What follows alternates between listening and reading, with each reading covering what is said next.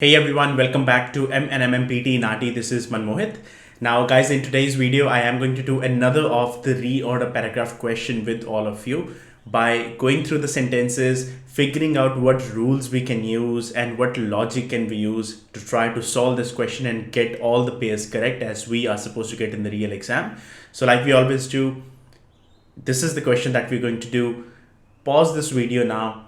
Try to first solve this question by yourself, whichever you feel is the right sequence, whichever sentence you feel comes at the first and so on. And then put those answers down in the comment section below as to how many correct pairs did you get and what do you feel is the correct sequence of all the four sentences A, B, C, and D.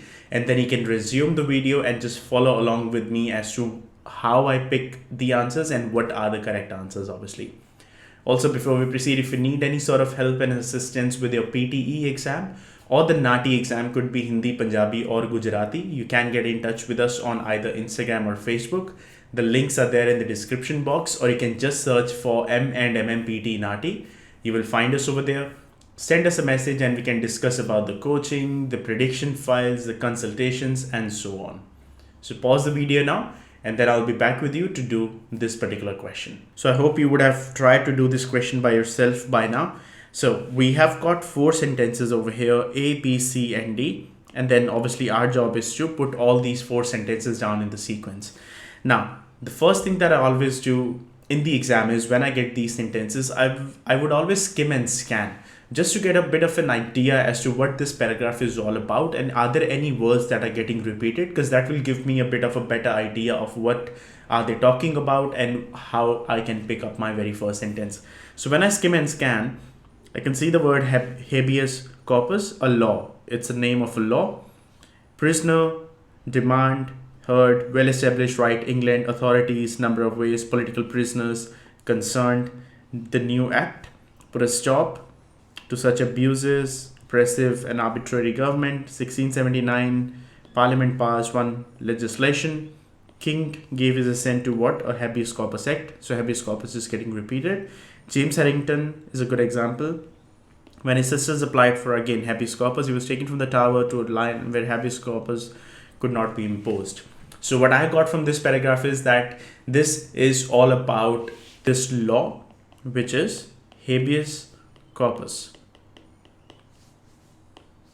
Now, you don't really need to know the meaning of what this law is and all that stuff. That's not really your concern. You just want to know as to what exactly is this paragraph talking about. So I can see they're talking about this habeas corpus law and all the four sentences have got something. So first thing first, what I always do is I try to pick up my very first sentence because then I can make a sequence out of it.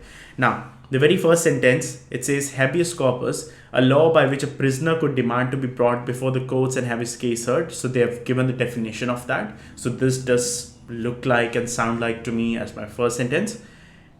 But the authorities have found a number of ways of getting around its use where political prisoners were concerned. I'll keep that as an option. The new act. So they're referring to habeas corpus. So if they're referring to something using a pronoun for that particular thing, that straight away can't be your first sentence. Your introductory sentence has to introduce something new for the very first time. Number 3, in 1679, what became known as the first exclusionist parliament passed at least one useful piece of legislation. On the day parliament was suspended, the king gave his assent to a habeas corpus act. So king gave his assent to a habeas corpus act. That means the king introduced that act for the first time. So this again does sound like to me my very first sentence. If I have to compare between C and A, C sounds more as my first sentence because C, they have just introduced that habeas corpus act. In A, they have explained what habeas corpus is. So obviously they won't explain something and then say they introduce that. They would introduce something and then explain what that thing is exactly all about. So here, C does sound like my very first sentence. And then finally D, James Harrington, the philosopher, is a good example. Is a good example of what?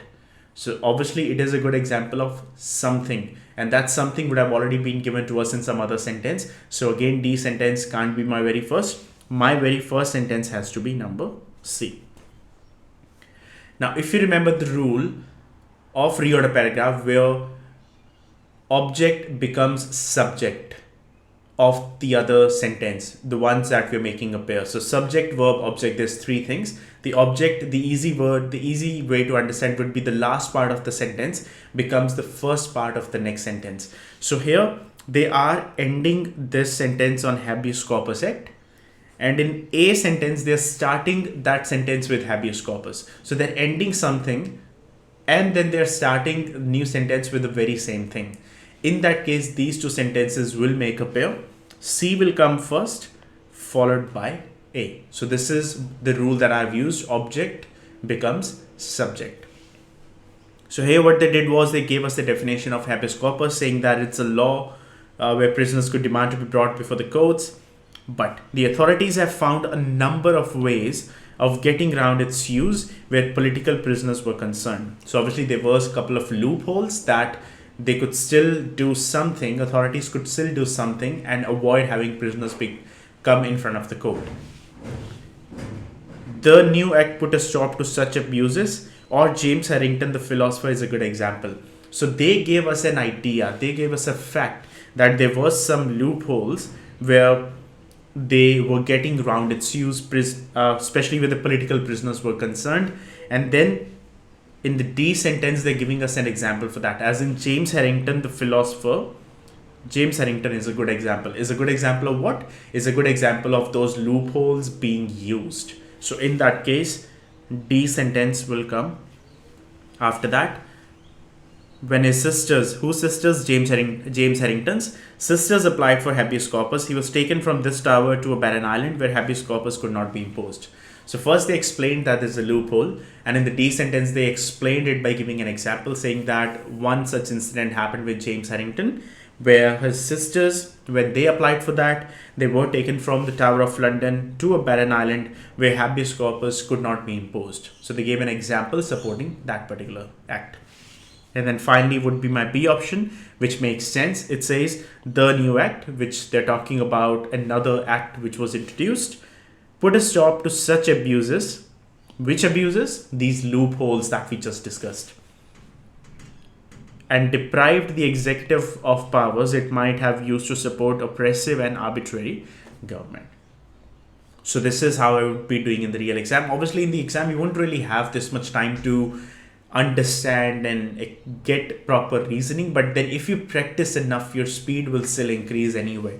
I always recommend to spend about 1 to 1.5 minutes per question for reorder paragraph. No more than that is required, because it's not really that of an important topic as compared to the fill in the blanks reading and fill in the blanks reading plus writing. But I hope this video was helpful. There are few other videos for the reorder paragraphs that I've uploaded recently. Do watch those ones out as well, just so you can get an understanding of not just the correct answers, but also as to why are we picking those sentences. Because in the exam, if you end up getting the same paragraphs, the same questions, you at least would know the reasoning behind it, and that will help you to get all the pairs correct. I wish you all the luck if you have got your exams coming soon. Stay safe wherever you are, and I will see you all in the next video.